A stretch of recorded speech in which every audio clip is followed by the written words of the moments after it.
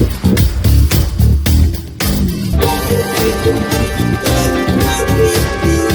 hello, sisters and brothers near and far, entertainment, investing, loving peoples of this planet we call Earth. It's been a while. Actually meant to record some stuff a while back, but I've just had too much going on in terms of work, which is a good thing. And had a fair amount of things happen since the last time I recorded anything here.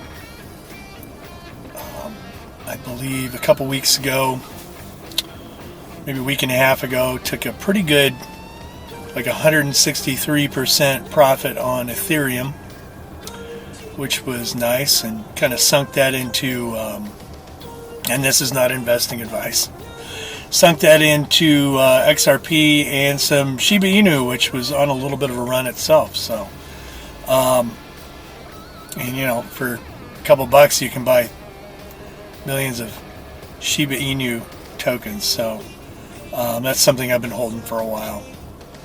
And I was kind of watching Doge to see if it would spike up above 20 cents, as I plan to kind of get rid of a lot of that I've been holding for something like 2.5 years or something. So, and again, none of that is an investing advice. That's just where I'm at, and anybody who's seen some of my other videos knows that my main investment is intellectual property of various sorts, and creative content, production music, things like that. It has been in the last few days, it's been a period of loss of people. My best friend's father, who had a huge impact on me. Our families were pretty intertwined. Passed away. Wonderful, amazing man. Had a huge impact on me as a person and a father. And he was impacted by the corruption of the U.S. stock market significantly.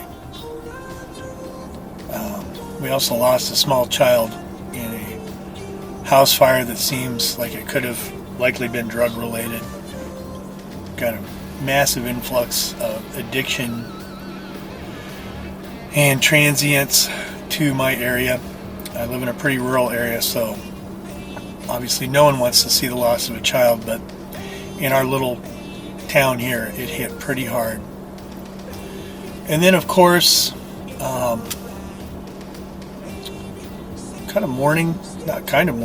absolutely mourning the loss of the late, great Lou Bravo, Lou versus Wall Street. I really only interacted with Lou online briefly a couple times. One was discussing the potential price of silver, and then another was talking about the weather in Alaska, where I'm originally from. Really brief interactions. But like many, Lou was somebody I followed along with others. I didn't just buy wholesale into what Lou said, but it was a great jumping off point to do research into things that were affecting our investments and finance at large.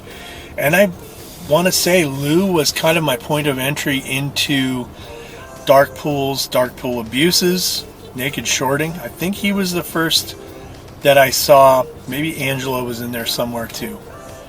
But Lou seemed like the kind of guy where you didn't have to agree with everything he said. Who agrees with everything everybody says?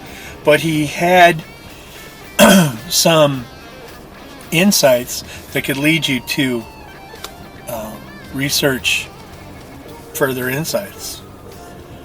And regardless of whether you liked Lou or not, and I personally thought he was hilarious, insightful, interesting. I went to school with some East Coast guys, so his whole vibe, I really liked, just his attitude. And I think the thing I liked about him the most, honestly, is that I didn't have to agree with him across the board, but he had this entrepreneurial spirit that I think is that was the thing I liked about him the most. And honestly, I think we need more Lou's.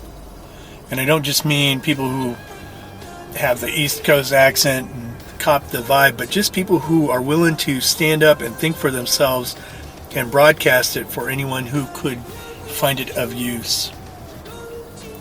So I'm not a Lou, but I do have my own areas of expertise, and I'm going to try to be a little more present on this channel. I've been involved with other channels doing production work, but just because I think it is important.